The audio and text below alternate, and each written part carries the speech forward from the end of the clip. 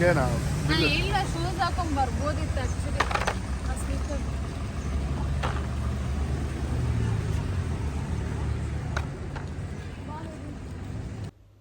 ನೀವಿಲ್ಲಿ ನೋಡ್ತಾ ಇರ್ಬೋದು, ನಾವು ಇವಾಗ ಸಕ್ಕರೆಬೈಲು ಎಲಿಫೆಂಟ್ ಕ್ಯಾಂಪಿಗೆ ಎಂಟ್ರ್ ಆದ್ವಿ. ಇಲ್ಲಿ ಎಂಟ್ರಿ ಫೀಸ್ ಕೂಡ ಇರುತ್ತೆ. ಪರ್ ಪರ್ಸನ್ 50 ರುಪೀಸ್ ಹಾಗೆ ಚಾರ್ಜ್ ಮಾಡ್ತಾರೆ. ನಾವಿಲ್ಲಿ ಕಾರಲ್ಲಿ ಬಂದಿರೋದ್ರಿಂದ ನಮಗೆ 25 ರುಪೀಸ್ ಪಾರ್ಕಿಂಗ್ ಚಾರ್ಜಸ್ ಇತ್ತು.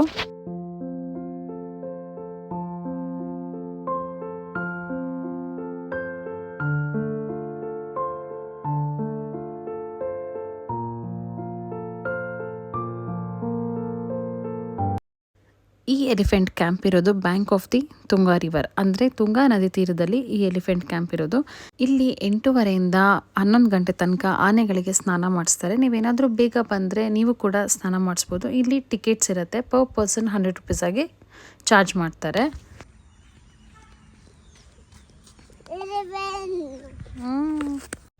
ಇಲ್ಲಿ ಎಲಿಫೆಂಟ್ ರೈಡ್ ಕೂಡ ಇರುತ್ತೆ. ಜೊತೆಗೆ ಸ್ನಾನ ಮಾಡಿಸ್ಬೋದು ನೀವು ಆನೆಗಳಿಗೆ. ಅದ್ರ ಜೊತೆಗೆ ನೀವು ಇಲ್ಲಿ ಕ್ಯಾಂಪ್ ಸ್ಟೇ ಕೂಡ ಮಾಡ್ಬೋದು. ಆನೆಗಳಿಗೆ ನೀವು ಊಟ ತಿಂಡಿ ಎಲ್ಲ ಮಾಡಿಸ್ಬೋದು. ಜೊತೆಗೆ ಇಲ್ಲಿ ರೈಡ್ ಕೂಡ ಇರುತ್ತೆ ಅಂತ ಹೇಳಿದೆ ಅಲ್ವಾ, ಅದು ಬಂದು ಸ್ಯಾಟರ್ಡೆ ಮತ್ತು ಸಂಡೇ ಮಾತ್ರ ಇರುತ್ತೆ. ಅದು ಬಿಟ್ಟರೆ ವೀಕ್ ಡೇಸಲ್ಲಿ ಏನಾದರೂ ಬಂದರೆ 90% ಇರೋದಿಲ್ಲ. ಬೈ ಚಾನ್ಸ್ ಏನಾದರೂ ವಿಸಿಟರ್ಸ್ ಏನಾದರೂ ಕಡಿಮೆ ಇದ್ದರೆ ಮಾತ್ರ ಸ್ವಲ್ಪ ಅಡ್ಜಸ್ಟ್ ಮಾಡ್ತಾರೆ. ಇಲ್ಲಾಂದರೆ ಮಸ್ಟ್ ಆ್ಯಂಡ್ ಶುಡ್ ಶನಿವಾರ ಮತ್ತು ಭಾನುವಾರ 100% ಇಲ್ಲಿ ರೈಡ್ ಇರುತ್ತೆ. ನೀವು ಎಲಿಫೆಂಟ್ ರೈಡ್ನ ಕೂಡ ಎಂಜಾಯ್ ಮಾಡ್ಬೋದು. ಇಲ್ಲಿ 25ರಿಂದ 27 ಎಲಿಫೆಂಟ್ನ ನೋಡ್ಕೊಳ್ತಾ ಇದ್ದಾರೆ. ಜೊತೆಯಲ್ಲಿ ಇದರಲ್ಲಿ ಟ್ರೈನ್ಡ್ ಆ್ಯಂಡ್ ಅನ್ಟ್ರೈನ್ಡ್ ಎಲಿಫೆಂಟ್ ಕೂಡ ಇರುತ್ತೆ. ಅನ್ಟ್ರೈನ್ಡ್ ಎಲಿಫೆಂಟ್ ಅಂದರೆ ಕಾಡಿನಿಂದ ಕರ್ಕೊಂಡು ಬಂದಿರ್ತಾರೆ. ಅಲ್ಲಿ ಏನಾದರೂ ಆನೆಗಳಿಗೆ ತಾಯಿ ಇಲ್ಲ ಅಂದರೆ ಅಥವಾ ಏನಾದರೂ ಹೆಲ್ತ್ ಇಶ್ಯೂಸ್ ಇದ್ದರೆ ಅಂಥ ಆನೆಗಳನ್ನ ಕರ್ಕೊಂಡು ಬಂದು ಇಲ್ಲಿ ನೋಡ್ಕೊಳ್ತಾರೆ. ಅದನ್ನು ನೋಡಿಕೊಂಡು ಅದಕ್ಕೆ ಟ್ರೈನ್ ಕೂಡ ಮಾಡ್ತಾರೆ. ಅಂಥ ಟ್ರೈನ್ ಆಗಿರುವಂಥ ಎಲಿಫೆಂಟಲ್ಲಿ ಮಾತ್ರ ನಿಮಗೆ ರೈಡ್ ಕರ್ಕೊಂಡು ಹೋಗ್ತಾರೆ. ಇಲ್ಲಿ ಪ್ರತಿಯೊಂದು ಆನೆಗಳಿಗೂ ಕೇರ್ ಟೇಕರ್ ಅನ್ನೋರು ಇರ್ತಾರೆ, ಅಂದರೆ ಮಾವುತರುಗಳಿರ್ತಾರೆ. ಇಲ್ಲಿ 10 ವರ್ಷಗಳ ಮೇಲ್ಪಟ್ಟಿರುವಂಥ ಆನೆಗಳಿಗೆ 2 ಕೇರ್ ಟೇಕರ್ಸ್ ಇರ್ತಾರೆ. ಜೊತೆಗೆ 10 ವರ್ಷದೊಳಗಡೆ ಇರುವಂಥ ಆನೆಗಳಿಗೆ 1 ಮಾತ್ರ ಕೇರ್ ಟೇಕರ್ ಇರ್ತಾರೆ. ಈ ಎಲಿಫೆಂಟ್ ಕ್ಯಾಂಪ್ನ ಮೇಂಟೈನ್ ಮಾಡ್ತಾ ಇರೋದು Karnataka forest department. And Shivamogga ಟೌನಿಂದ ಜಸ್ಟ್ 16 ಕಿಲೋಮೀಟರ್ಸ್ ದೂರದಲ್ಲಿದೆ Sakrebailu elephant camp.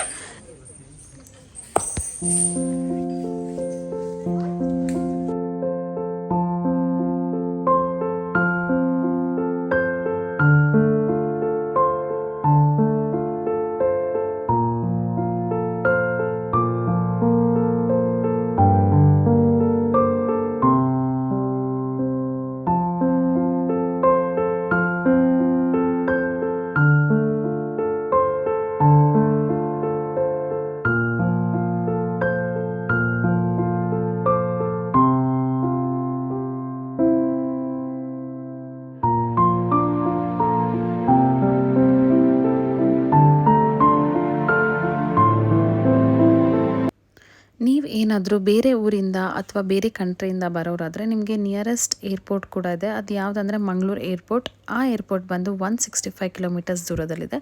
By any chance ನೀವು ಬ್ಯಾಂಗ್ಳೂರು ಸೈಡಿಂದ ಬರೋರಾದರೆ 285 ಕಿಲೋಮೀಟರ್ಸ್ ದೂರದಲ್ಲಿದೆ ಈ ಸಕ್ಕರೆಬೈಲು ಎಲಿಫೆಂಟ್ ಕ್ಯಾಂಪ್. ಅದಾದಮೇಲೆ ನಾನಿಲ್ಲಿ ಮಕ್ಕಳು ಜೊತೆಗೆ ಬೋಟ್ ರೈಡ್ ಕೂಡ ಹೋದ್ವಿ. ಇಲ್ಲಿ ಒಂದು ಸ್ಮಾಲ್ ಬೋಟ್ ರೈಡ್ ಕೂಡ ಕರ್ಕೊಂಡು ಹೋಗ್ತಾರೆ. ಇಲ್ಲಿ ಕೂಡ ಚಾರ್ಜಸ್ ಇರುತ್ತೆ. ನನ್ನ ಪ್ರಕಾರ 100ರಿಂದ 200 ರುಪೀಸ್ ಚಾರ್ಜಸ್ ಇರ್ಬೋದು. ಐ ಆಮ್ ಸೋ ಸಾರಿ, ನಾನು ಮರ್ತೋಗ್ಬಿಟ್ಟಿದ್ದೀನಿ ಎಷ್ಟು ಚಾರ್ಜ್ ಮಾಡಿದ್ರು ಅಂತ. ಸೊ ಅಷ್ಟು ಇರ್ಬೋದು. ಮಕ್ಕಳನ್ನ ಕರ್ಕೊಂಡು ಹೋದರೆ ನೀರಲ್ಲಿ ಎಂಜಾಯ್ ಮಾಡ್ತಾರೆ ಮಕ್ಕಳು. ಸೊ ಹಾಗಾಗಿ ನಾವು ಕೂಡ ಕರ್ಕೊಂಡು ಹೋಗಿದ್ವಿ. ತುಂಬಾ ಚೆನ್ನಾಗಿತ್ತು.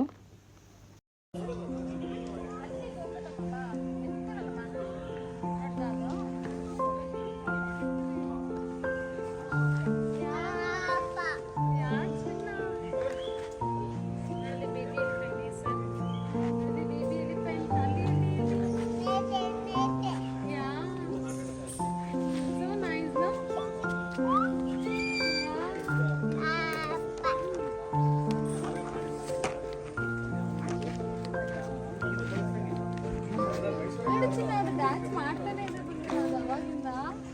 ನೋಡಿದ್ರೆ ಎಷ್ಟು ಡ್ಯಾನ್ಸ್ ಮಾಡ್ತಾರೆ.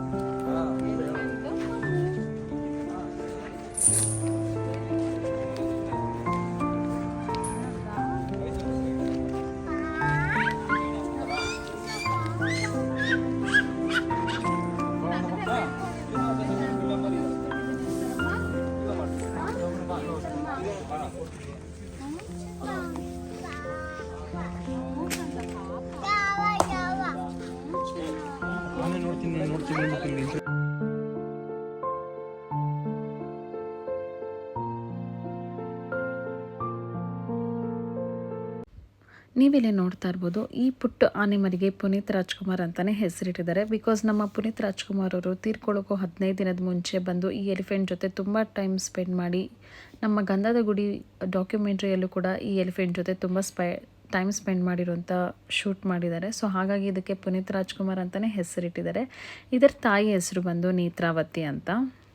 ನೀವಿಲ್ಲಿ ನೋಡ್ತಾ ಇರ್ಬೋದು ಆನೆಗಳಿಗೆ ಊಟ ಮಾಡಿಸೋಕೆ ಶುರು ಮಾಡಿದ್ರು. ಅದು ಅವರು ಊಟ ಮಾಡಿಸೋ ರೀತಿ ನೀತಿ ಬಂದು ಅವ್ರದ್ದೇ ಆದ ಸೆಪ್ರೇಟ್ ರೀತಿ ನೀತಿಯಲ್ಲಿ ಊಟ ಮಾಡಿಸ್ತಾರೆ. ನೀವು ನೋಡ್ತಾ ಇರ್ಬೋದು ಇಲ್ಲಿ ಹುಲ್ಲಿನ ಮಧ್ಯೆ ಅಕ್ಕಿ, ರಾಗಿ ಹಾಗೂ ಬೆಲ್ಲನ ಮಿಕ್ಸ್ ಮಾಡಿ ಈ ರೀತಿ ಊಟ ಮಾಡಿಸ್ತಾರೆ. ಇಲ್ಲಿ ಬೆಳಿಗ್ಗೆ ಕೂಡ ತಿಂಡಿ ಎಲ್ಲ ಇವರೇ ರೆಡಿ ಮಾಡ್ತಾರೆ. ಇಲ್ಲಿ ಎಲಿಫೆಂಟ್ ಕ್ಯಾಂಪಲ್ಲಿನೇ ರೆಡಿ ಮಾಡ್ತಾರೆ.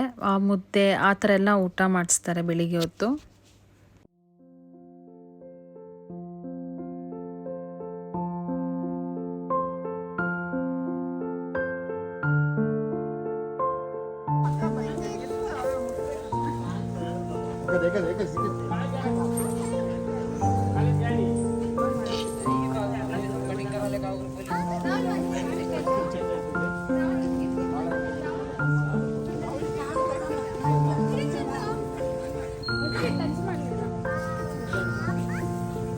ನೀವಿಲ್ಲಿ ನೋಡ್ತಾ ಇರ್ಬೋದು ಈ ರೀತಿ ಊಟನ ಸೆಪ್ರೇಟಾಗಿ ತೆಗೆದಿಟ್ಕೊಳ್ತಾರೆ. ಯಾಕೆ ಅಂತಂದರೆ ಈ ಊಟ ಆಗಿದ ತಕ್ಷಣ ಮತ್ತೆ ಆನೆಗಳಿಗೆ ತುಂಗಾ ನದಿ ತೀರ ಕರ್ಕೊಂಡೋಗಿ ಅಲ್ಲಿ ನೀರು ಕುಡಿಸ್ಕೊಂಡು ಇದನ್ನು ಮತ್ತೆ ವಾಪಸ್ ಕಾಡಿಗೆ ಬಿಟ್ಬಿಡ್ತಾರೆ. ಆನೆಗಳು ರಾತ್ರಿಯಿಂದ ಬೆಳಿಗ್ಗೆವರೆಗೂ ಕಾಡಲ್ಲಿನೇ ಇರುತ್ತೆ. ಅದಾದಮೇಲೆ ಇವರು 6:30-6 ಗಂಟೆ ಅಷ್ಟರಲ್ಲಿ ಹೋಗಿ ಆನೆಗಳನ್ನ ಹುಡ್ಕೊಂಡು ಕರ್ಕೊಂಡು ಬರ್ತಾರೆ. ಸೊ ಆ ಟೈಮಲ್ಲಿ ಇದೇ ಊಟನ ಆನೆಗಳಿಗೆ ತಿನ್ನಿಸ್ಕೊಂಡು ಮತ್ತೆ ವಾಪಸ್ ಕ್ಯಾಂಪಿಗೆ ಕರ್ಕೊಂಡು ಬರ್ತಾರೆ. ನೀವಿಲ್ಲಿ ನೋಡ್ತಾ ಇರ್ಬೋದು ಇದೇ ಪುಟ್ಟ ಆನೆ ಮರಿಗೆ ನಮ್ಮ ಪುನೀತ್ ರಾಜ್ಕುಮಾರ್ ಅವರ ಹೆಸರನ್ನ ಇದಕ್ಕೆ ಇಟ್ಟಿರೋದು.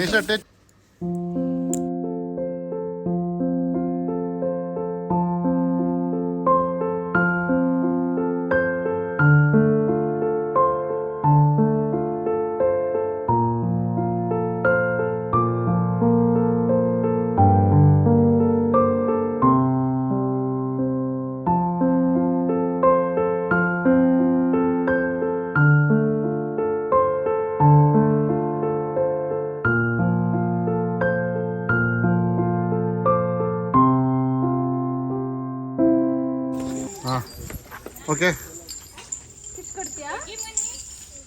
ಕೊಡಿಸ್ತೀನ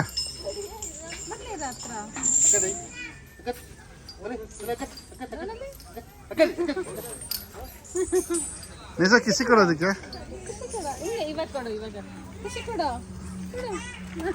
ಕೊಡು ಇವಾಗ ಇವಾಗ ಕೊಡು ಇವಾಗ ಕರೆಕ್ಟಾಗಿ ಇತ್ತು ನೀನು ತಲೆ ಎತ್ತೀನಿ ತಲೆ ಎತ್ತೀನ ಕಿಸಿ ಕೊಡು ನೆಸಿದೀಗ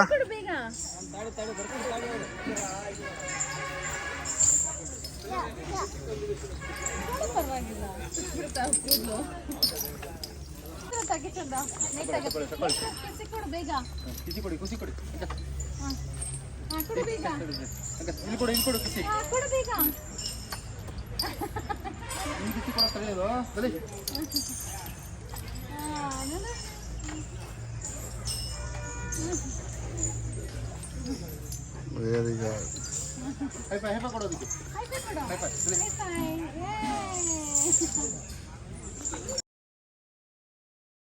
ನೀವು ನೋಡ್ತಾ ಇರ್ಬೋದು ನಾನು ಮೊದಲೇ ಹೇಳಿರೋ ಹಾಗೆ ಊಟ ಎಲ್ಲ ಆದಮೇಲೆ ಆನೆಗಳನ್ನ ಬ್ಯಾಚ್ ವೈಸ್ ಕರ್ಕೊಂಡು ಬಂದು ಇಲ್ಲಿ ನೀರು ಕುಡಿಸೋದಕ್ಕಂತ ಕರ್ಕೊಂಡು ಬರ್ತಾರೆ.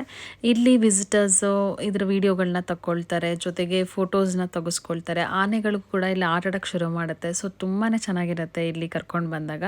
ನೀವು ಇನ್ನೂ ಎಂಜಾಯ್ ಮಾಡಬೇಕು ಅಂದರೆ ಖಂಡಿತ ಬೆಳಿಗ್ಗೆ ಆದಷ್ಟು ಬೆಳಿಗ್ಗೆ ಬನ್ನಿ. ನೀವು ಬೆಳಿಗ್ಗೆ ಇಲ್ಲಿ ಬಂದು ಆನೆಗಳಿಗೆ ಸ್ನಾನ ಮಾಡಿಸ್ಬೋದು. ತುಂಬಾ ಖುಷಿ ಕೊಡುತ್ತೆ, ಮೈಂಡ್ ಅಂತೂ ತುಂಬಾ ರಿಲೀಫ್ ಸಿಗುತ್ತೆ.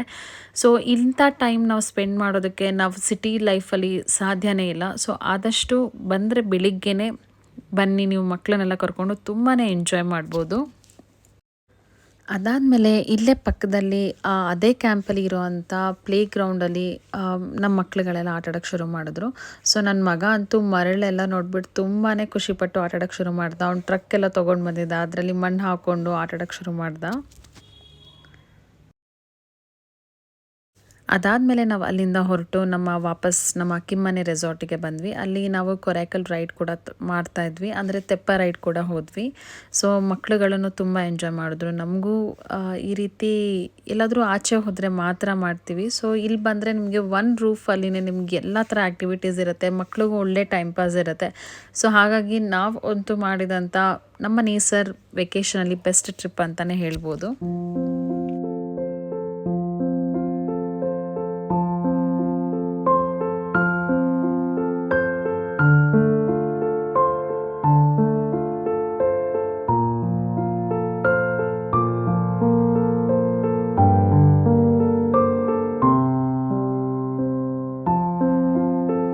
ಇದೇ ಈವ್ನಿಂಗ್ ನನಗೆ ವಿಡಿಯೋ ಎಂಡ್ ಮಾಡೋಕ್ಕಾಗಿಲ್ಲ. ಸೊ ನೆಕ್ಸ್ಟ್ ಡೇ ಬೆಳಿಗ್ಗೆ ಎದ್ದು ಬ್ರೇಕ್ಫಾಸ್ಟ್ ಮಾಡಿಕೊಂಡು ನಾವು ಚೆಕ್ಔಟ್ ಮಾಡಿದ್ವಿ.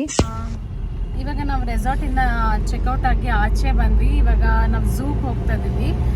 ಝೂ ಇಲ್ಲಿಂದ ಜಸ್ಟ್ 6 ಮಿನಿಟ್ಸ್ ಇದೆ ಅಷ್ಟೇ, ಜಸ್ಟ್ 4.5 ಕಿಲೋಮೀಟರ್ಸ್ ಏನೋ ಇದೆ.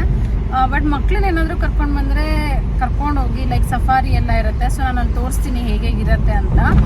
ಬಟ್ ತುಂಬಾ ಚೆನ್ನಾಗಿರುತ್ತೆ. ಆ್ಯಂಡ್ ಈ ರೆಸಾರ್ಟಿಗಂತೂ ತುಂಬಾ ಹತ್ತಿರ ಇದೆ. ಸೊ ಮಿಸ್ ಮಾಡ್ದಿರ ಹಾಗೆ ಝೂಗೆ ಹೋಗ್ಬಿಟ್ಟು ಬನ್ನಿ, ತುಂಬ ಚೆನ್ನಾಗಿರುತ್ತೆ. ಇವಾಗ ನಾವಲ್ಲಿಂದ ಮುಗಿಸ್ಕೊಂಡು ಇವಾಗ ಝೂಗೆ ಹೋಗ್ತಾ ಇದ್ದೀವಿ. ನಾನು ತೋರಿಸ್ತೀನಿ ಅಲ್ಲಿ ಹೋದ್ಮೇಲೆ.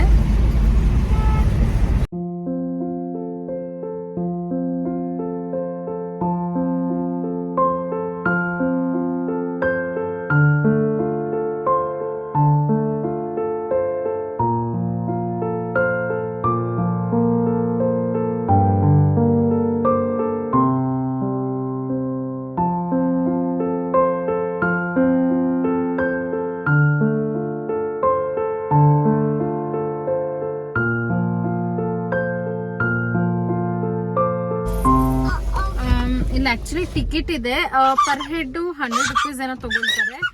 ಜೊತೆಗೆ 20 ರೂಪೀಸ್ಗೆ ಹ್ಯಾಟ್ ಕೂಡ ಕೊಡ್ತಾರೆ.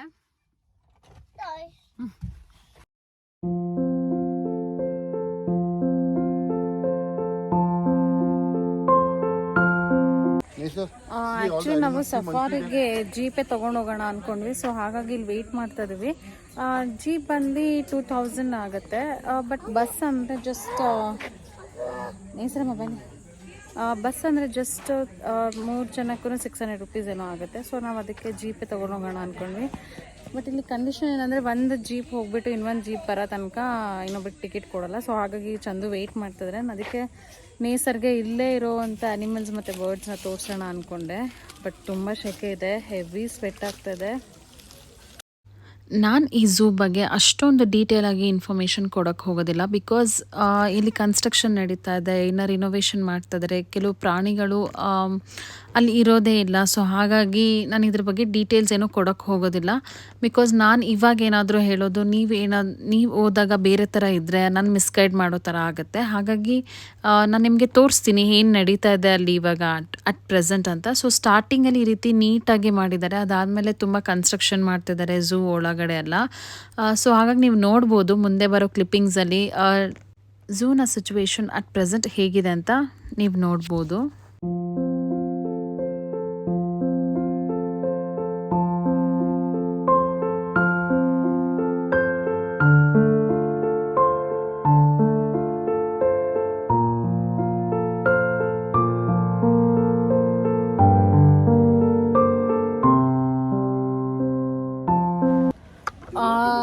ಆ್ಯಕ್ಚುಲಿ ಇವಾಗ ನಾವು ಸಫಾರಿಗೋಸ್ಕರ ವೆಯ್ಟ್ ಮಾಡ್ತಾ ಇದ್ದೀವಿ. ಟಿಕೆಟ್ ಸಿಕ್ಕಿದೆ, ಇನ್ನೊಂದು 10 ನಿಮಿಷದಲ್ಲಿ ಕಳಿಸ್ತೀವಿ ಅಂತ ಹೇಳಿದ್ದಾರೆ, ನೋಡೋಣ. ಸೊ ಅಲ್ಲಿವರೆಗೂ ನೇಸರ್ಗೆ ಒಂದು ರೌಂಡ್ ಓಡಿಸ್ಕೊಂಡು ಬಂದೆ. ಸನ್ಸ್ಕ್ರೀನ್ ಹಾಕೋದ್ರಿಂದ ತುಂಬ ಸ್ವೆಟ್ ಆಗ್ತದೆ.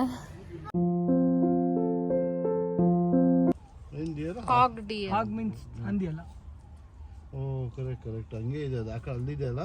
ಅಲ್ಲ, ಇಲ್ಲಿ ಇದೆ, ಇಲ್ಲಿ ಇದೆ ನೋಡಿ, ಡಾಟ್ಸ್ ಎಲ್ಲ ಇದೆ ನೋಡಿ.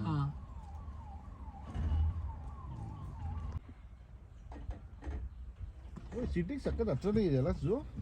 ಸಿಟಿಗೆ ವೈಟ್ ಕೌ ಅದು. ಹಸು. ಫಸ್ಟ್ ಟೈಮ್ ಅದೆಲ್ಲ ಅಷ್ಟೊಂದು ನಮ್ಮ ಕರ್ನಾಟಕದಲ್ಲಿ ಎಲ್ಲೂ ಸಿಗಲ್ಲ ಇದು. Wild cow, ಕಾಡ್ದನ. ಸೊ ಇದು ನೋಡಲಿ ಎದ್ದೇಳ್ತದೆ. ನಿಜವಾದ ಫಸ್ಟ್ ಟೈಮ್ ನೋಡಿದ್ದು. ಇದು ಪ್ರಾಣಿ ಇದೆ ಅಂತಾನೆ ಗೊತ್ತಿರಲಿಲ್ಲ. ಸೊ ಆ್ಯಕ್ಚುಲಿ ಅದು ಹಾಲು ಕೊಡುತ್ತೆ ಸರ್. ಅದು ಹಾಲು ಕೊಡುತ್ತಾ? ಹಾಲು ಕೊಡುತ್ತೆ, ಬಟ್ ನಾವು ಯೂಸ್ ಮಾಡೋಕ್ಕಾಗಲ್ಲ. ಅದ್ರ ಮರಿಗಳು ಅದು ಇದಕ್ಕಿಂತ ದೊಡ್ಡ ನೀರು ಯಾವುದೂ ಇಲ್ಲ, ಸಣ್ಣದಿದೆ ಇನ್ನು. ನೋಡು ಚಿನ್ನ ಸಾಂಬಾರ್ ಇನ್ನೆಲ್ಲ ನೋಡಿದ್ಯಲ್ಲ ನನ್ನ ಕಬ್ಬಿನಿಯಲ್ಲಿ ನೇಸರಮ್ಮ ಸಾಂಬಾರು ಹೆಂಗೆ ನೋಡ್ತೀನಿ ಕಬ್ಬಿನಿ. ಟೈಗರ್ ನಾವ್ ಇವನ್ನ ಕರ್ಕೊಂಡು ಹೋದಾಗ ಸ್ಪಾಟ್ ಮಾಡಕ್ ಆಗ್ಲಿಲ್ಲ ಅಲ್ವಾ? ಸಪ್ರೇಟ್ ಆಗಿ ಅದೇ ಇರುತ್ತೆ, ಯಾಕಂದ್ರೆ ಅದು ಇವಾಗ ಬ್ಲಡ್ ಸರ್ಕ್ಯುಲೇಷನ್ ಇರುತ್ತೆ ಆ ಕೊಂಬಲ್ಲಿ. ಸೊ ಅದು ಟಚ್ ಆಯ್ತಂದ್ರೆ ಮರಕ್ಕೆ ಇಲ್ಲ ಫೈಟ್ ಮಾಡ್ತಂದ್ರೆ ಸತ್ತೋಗ್ಬಿಡುತ್ತೆ ನಾವಲ್ಲ. ಸೊ ಅದೇನ್ ಮಾಡ್ತಂದ್ರೆ ಇವಾಗ ವುಡ್ ಆಗಕ್ಕೆ ಇನ್ನು 6 ಮಂತ್ ಬೇಕು. ಆ ಟೈಮ್ ವರೆಗೂ ಫುಡ್ ತಿನ್ನುತ್ತೆ, ಸೈಲೆಂಟ್ ಆಗಿ ಮಾಡ್ಕೊಂಡ್ಬಿಡುತ್ತೆ. ಸೈಲೆಂಟ್ ಆಗಿರುತ್ತೆ, ಯಾರ ಜೊತೆ ಜಗಳ ಮಾಡೋದಾಗ್ಲಿ ಅವೆಲ್ಲ ಏನ್ ಮಾಡಕ್ ಹೋಗಲ್ಲ. ಸೊ ವುಡ್ ಆದಾಗ ಯಾರಿಗೂ ಫುಡ್ ತಿನ್ನಕ್ ಬಿಡಲ್ಲ, ಅವಾಗ ಫೈಟ್ ಮಾಡಿ. ಹಂಗೆ ನೋಡಿ ಪ್ರಾಣಿಗಳಿಗೆ.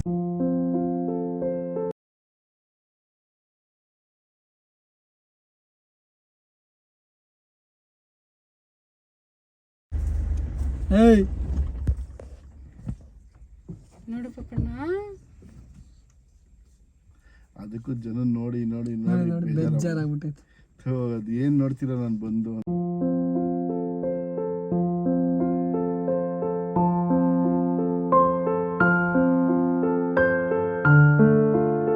ಎದಲ್ತಾ 20 ವರ್ಷ ಬದುಕಿರೋ ಟೈಗರ್ ಎಲ್ಲೂ ಇಲ್ಲ. ಸೊ ಇದು ಮಿಸ್ ಆಗಿ ಈಗ 17 ವರ್ಷ. 20 ವರ್ಷ ಬದುಕಿದ್ರೆ ವರ್ಲ್ಡ್ ರೆಕಾರ್ಡ್ ಆಗುತ್ತೆ. ಆ ಟೈಪ್ ನೋಡ್ಕೊಂಡಿದ್ದೀವಿ ಅದಕ್ಕೆ.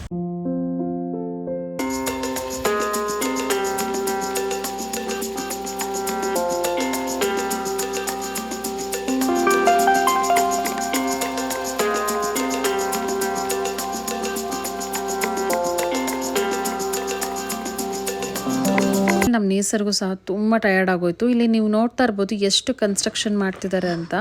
ಸೊ ಅವನಿಗೂ ತುಂಬ ಸುಸ್ತಾದ್ಮೇಲೆ ಅವ್ರ ಅಪ್ಪನಿಗೆ ಬಿಡಲಿಲ್ಲ, ಎತ್ಕೊಂಡೋಗಿ ಅಂತ ಹಿಂಸೆ ಮಾಡಿ ಬಂದ. ಇಲ್ಲಿ ಇನ್ನೂ ಇಂಪ್ರೂವ್ ಆಗೋದು ತುಂಬ ಇದೆ. ಇವಾಗ ಆಕ್ಚುಲಿ ಸಫಾರಿ ಎಲ್ಲ ಮುಗೀತು. ಸೊ ನಾವ್ ಇಲ್ಲಿಂದ ಹೊರಡ್ತಾ ಇದೀವಿ. ಟೈಮ್ ಇವಾಗ 2 ಗಂಟೆ ಆಗಿದೆ. ಸೊ ಇವಾಗ ಎಲ್ಲಾದ್ರೂ ನೇಸರ್ಗೆ ಊಟ ಮಾಡಿಸ್ಬೇಕು, ಜೊತೆಗೆ ನಾವು ಊಟ ಮಾಡಬೇಕು. ಎಲ್ಲ ಓಡಾಡ್ಕೊಂಡು ತುಂಬ ಟಯರ್ಡ್ ಆಗಿಬಿಡಿದೆ. ಸೊ ನೋಡೋಣ ಎಲ್ಲಾದರೂ ಒಳ್ಳೆ ಕಡೆ ಊಟಕ್ಕೆ ನಿಲ್ಸೋಣ ಅಂದ್ಕೊಂಡಿದ್ದೀವಿ. ಮುಂದೆ ನಾನು ನಿಮಗೆ ತೋರಿಸ್ತೀನಿ ಎಲ್ಲಿ ನಿಲ್ಲಿಸ್ತೀನಿ ಅಂತ. ಅದಾದಮೇಲೆ ನಾನು ನಿಮ್ಗೆ ಹೇಳಿದೆ ನಾನು ಎಲ್ಲಿ ಊಟಕ್ಕೆ ನಿಲ್ಲಿಸ್ತೀವಿ ಅಂತ ತೋರಿಸ್ತೀನಿ ಅಂತ. ಬಟ್ ನನ್ನ ಫೋನ್ ಸ್ವಿಚ್ ಆಫ್ ಆಗೋಯ್ತು, ನನಗೆ ವಿಡಿಯೋ ಮಾಡೋಕ್ಕಾಗಿಲ್ಲ. ನಾವು ನೆಕ್ಸ್ಟ್ ನಿಲ್ಲಿಸಿದ್ದು RH ಗ್ರ್ಯಾಂಡ್ ಅಂತ ಸಿಗುತ್ತೆ ಆನ್ ದಿ ವೇ. ಅದು ಒಂದೇ ಸ್ವಲ್ಪ ಪರವಾಗಿಲ್ಲ ಅನ್ನೋ ಹೋಟೆಲ್ ನಮಗೆ ಅದೇ ರೆಸ್ಟೋರೆಂಟಲ್ಲಿ ನಾನು ಸೌತ್ ಇಂಡಿಯನ್ ಮೀಲ್ಸ್ ತೊಗೊಂಡೆ, ಚಂದು ನಾರ್ತ್ ಇಂಡಿಯನ್ ಮೀಲ್ಸ್ ತೊಗೊಂಡು. ಸೊ ನೇಸರ್ಗೂ ಅಲ್ಲೇ ಊಟ ಮಾಡಿಸ್ಕೊಂಡು ನಾವು ಬ್ಯಾಂಗ್ಳೂರಿಗೆ ಹೊರಡೋಣ ಅಂದ್ಕೊಂಡ್ವಿ. ಬಟ್ ಆನ್ ದಿ ವೇ ಎಲ್ಲಾದರೂ ಊಟ ಮತ್ತೆ ನಿಲ್ಲಿಸ್ಬೇಕಾಗಿತ್ತು ನೇಸರ್ಗೋಸ್ಕರ. ಸೊ ಹಾಗಾಗಿ ನನ್ನ ಅಮ್ಮನ ಮನೆಗೆ ಹೋಗೋಣ ಅಂತ ಅಂದ್ಕೊಂಡ್ವಿ. ಇದು ಇವತ್ತಿನ ವ್ಲಾಗ್ ಆಗಿತ್ತು. ದಯವಿಟ್ಟು ನನ್ನ ವಿಡಿಯೋ ಇಷ್ಟ ಆದಲ್ಲಿ ನನ್ನ ಚಾನಲ್ಗೆ ಸಬ್ಸ್ಕ್ರೈಬ್ ಮಾಡ್ಕೊಳ್ಳಿ, ಲೈಕ್ ಮಾಡಿ, ಶೇರ್ ಮಾಡಿ, ಹೀಗೆ ಸಪೋರ್ಟ್ ಮಾಡ್ತಾರೆ. Thank you so much. Good night, stay tune.